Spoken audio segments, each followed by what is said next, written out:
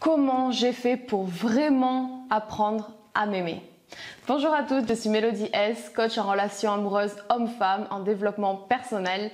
Si c'est la première fois que vous regardez une de mes vidéos, déjà je vous souhaite la bienvenue. Je vous invite à vous abonner à la chaîne, à activer les notifications surtout. Et dans mes vidéos, je vous donne des conseils en or pour attirer et trouver l'homme qui vous correspond ou vivre une vie de célibataire extraordinaire.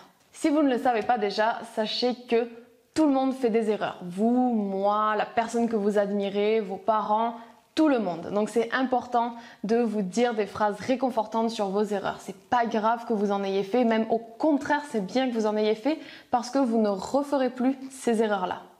Vous avez été négative ou quelqu'un l'a été avec vous, sachez qu'il y a plusieurs raisons qui peuvent faire que vous ne vous aimez pas.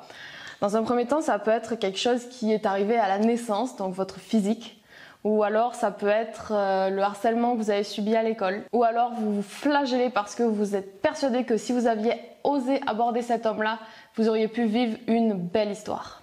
Une personne qui va vous promettre d'effacer tous vos mauvais souvenirs, peu importe par quel moyen, vous ment. Je vous dirais même que la personne vous insulte presque de vous dire que c'est possible de faire ça. Ça fonctionne pas comme ça, c'est pas aussi simple que ça.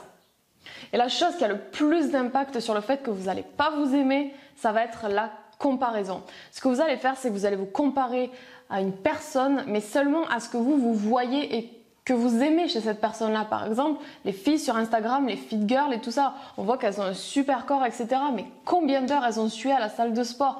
Combien d'heures elles ont souffert à galérer sur leur machine de sport? Pareil pour une fille qui réussit avec les hommes. Peut-être qu'avant, vous ne le saviez pas, mais peut-être qu'avant, elle était harcelée à l'école. Peut-être qu'avant, tous les mecs se moquaient d'elle et qu'un jour elle a décidé de changer, elle a dit merde, j'arrête de me comparer aux autres et de me dire que je suis moins bien, je vais évoluer moi.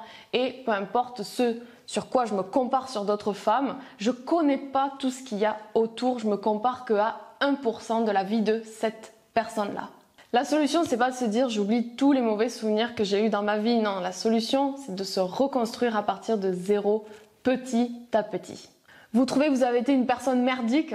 Alors faites un acte de générosité pour quelqu'un. Vous avez l'impression que vous êtes une personne paresseuse et vous voulez que ça change? Alors bougez-vous les fesses et allez courir 10 minutes. Au moins 10 minutes. C'est pas grand chose. Je vous demande pas d'aller faire un marathon, 10 petites minutes pour changer quelque chose que vous n'aimez pas chez vous. Ou alors vous avez l'impression d'être une personne qui fuit le risque. Dans ce cas-là, moi je vous lance un défi. C'est dès qu'il y a un homme que vous trouvez sympa, que vous trouvez mignon ou quoi, dites-lui bonjour. C'est tout. Je vous demande pas de faire plus. Juste dites-lui bonjour. Est-ce que vous allez diminuer la souffrance de vos mauvais souvenirs en un jour? Non. Est-ce que vous pouvez être la personne que vous voulez devenir seulement 10 minutes par jour? Je suis sûre que oui, vous pouvez faire ça.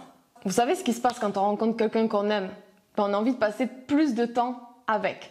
Donc devenez la personne que vous avez envie d'être, que vous allez aimer et passer plus de temps avec cette personne-là, donc avec vous-même.